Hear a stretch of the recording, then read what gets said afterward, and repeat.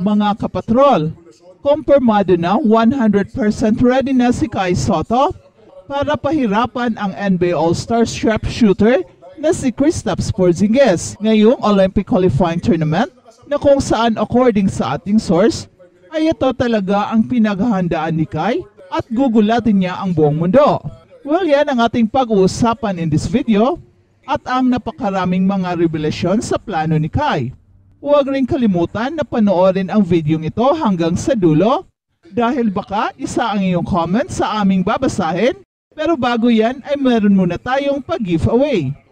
Hey, hey, hey! Attention mga kapatrol! Get ready for an epic giveaway! Once Express Info hits 150k subscribers, one lucky winner will win the incredible Oppo Reno 11F 5G smartphone. Here's how to join. Step 1. Subscribe to Express Info right now. Step 2. Like this video. Then step 3. Comment anything good and positive about our idol Kai Sotto. Super easy. Just subscribe, like, and comment. Kumpirmado ng 100% ready na si Kai sa pinakahihintay na pagtatapat ni na Kristaps Porzingis sa Olympic Qualifying Tournament. And according sa ating source, ay nasa 245 pounds na si Kai ngayon at sa tingin natin ay aabot hanggang 250 pounds siya. Dahil meron pang mahigit isang buwan si Kai na ipagpatuloy ang pagpapalaki ng kanyang katawan. Ginagawa ang lahat ni Kai upang masiguro na ma-meet niya ang napakataas na expectations galing sa mga fans at pati na mga bashers.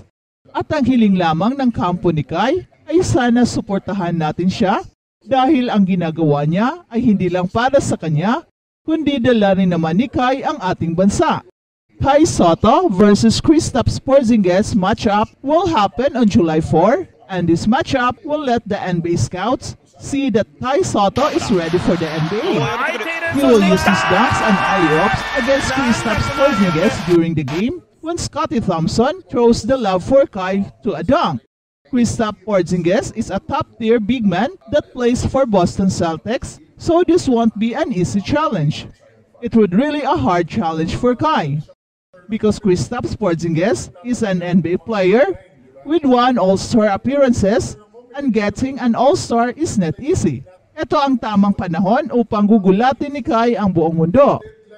Napakalaki na kasi ng improvement niya sa kanyang laro, and at the same time, ay 100% ready na ang kanyang katawan, plus the fact na napakataas ng kanyang confidence.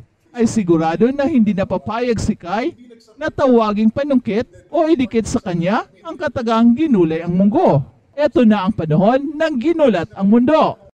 Kai will face a great challenge against Latvia, but he is already prepared for the challenge.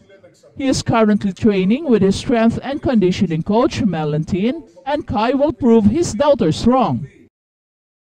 At mga kapatrol, ito na ang hinihintay nyo na shout-out. Shout out to Wolver Pascual 478. Kai Sotto is now the perfect time to draft to NBA this season. He is now improving, even his physical, both mental. Shout out to Joel Cornejo 5225. Kai is an athletic center. That's why there's no reason his dream won't come true. Shout out at Henry Camote 5698. Kayang-kaya yan, Idol Kai. Tiwala akong makakarating ka sa NBA, basta palakasin ang upper body at footwork. Let's go! Shout out at Wilson Custodio 7815. Go Kai Sotto! Shout out at Zildjian Gamo 9956. Go! Kai, kayod lang ng kayod. Malapit mo na marating ang pinapangarap mo na maging NBA player. At pangarap din nating mga Filipino. Shout out at Lori Kagape 9587. May pag-asa pang makalaro si Kai sa NBA. Mas magaling pa si Kai sa ibang mga sentro sa NBA. At balitang NBA naman, Kristaps Porzingis walang masamang tinapay laban sa Dallas Mavericks. Mahalagang piyesa sina Kristaps Porzingis at Jrue Holiday sa rebuild ng Boston Celtics na mismong makuha ang mailap na 18th NBA Championship. Uumpisahan nilang habulin yon sa Game 1 ng Finals ngayong araw kontra Dallas Mavericks sa TD Garden. 5 linggo ng garahe si Kristaps Porzingis dahil sa calf strain na nakuha sa Game 4 ng first round series kontra Miami Heat. Dinaanan na nila ang Cleveland Cavaliers sa semis at Indiana Pacers sa East Finals. Tanggap pa rin ang 7'1" center. At kinumpirma ni Kristaps Porzingis na lalaro na siya sa final opener. Hindi pa nga lang siya sigurado kung hanggang saan na ang conditioning level. May tape pa rin nakabalot sa kanyang kanang binte sa kanilang practice. At wala daw masamang tinapay si Kristaps Porzingis sa Dallas Mavericks. Kinuha siya ng Dallas mula sa New York Knicks noong January 2019, kung saan rookie year ito ni Luka Doncic. Hindi nag-click ang inaasahang tambalan nila ni Luka Doncic. Di tinantanan ng injury si Kristaps Porzingis habang nasa Dallas siya. At noong 2022 trade deadline, pinamigay na siya sa Washington Wizards at agad din siyang ibinato sa Boston Celtics. We had some good moments, but overall, it just didn't work out for both sides. It just wasn't perfect for us playing together, and it didn't work out. And that's it. There's no ill will. Ani pa ni Kristaps Porzingis sa media. Bukod sa mainam na rim protector, may tira rin sa labas ng arc si Kristaps Porzingis, kaya pihadong ilalabas niya ang depensa ni Daniel Gafford at Derek Lively II. Ang center ng Boston Celtics na si Porzingis, na dating inaasahang magiging pangmatagalang kasama ni Luka Doncic sa Dallas, ay mariing nagsabi na walang masamang hangin tungkol sa kanyang panahon sa Dallas Mavericks na hindi nagtuloy-tuloy ayon sa plano habang siya ay naghahanda para harapin ang kanyang dating koponan sa NBA Finals.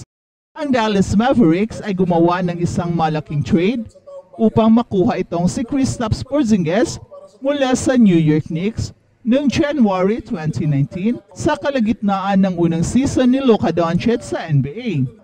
Isang deal na sa wakas ay babayaran ng Dallas Mavericks sa pamamagitan ng pagpapadala sa New York Knicks ng ika-24 na pick sa draft ng taong ito. Si Porzingis ay nagpapagaling pa lang mula sa kanyang ACL injury nang siya ay napalipat at labis na naapektuhan ng mga injuries sa buong season sa buong panahon niya with the Dallas Mavericks. Siya ay may average na 20 points, 8.8 rebounds sa 134 games para sa Mavericks. Nagpasya ang Dallas na hindi angkop sa kanilang pangmatagalang plano kaya ipinagpalit si Porzingis sa Washington Wizards noong 2022. Si Porzingis ay isang all-star para sa New York Knicks. Bago siya na-injured, mahirap para sa kanya na sa pagsimula niya sa Dallas, natanggapin ang paglalaro bilang secondary role kay Luka Doncic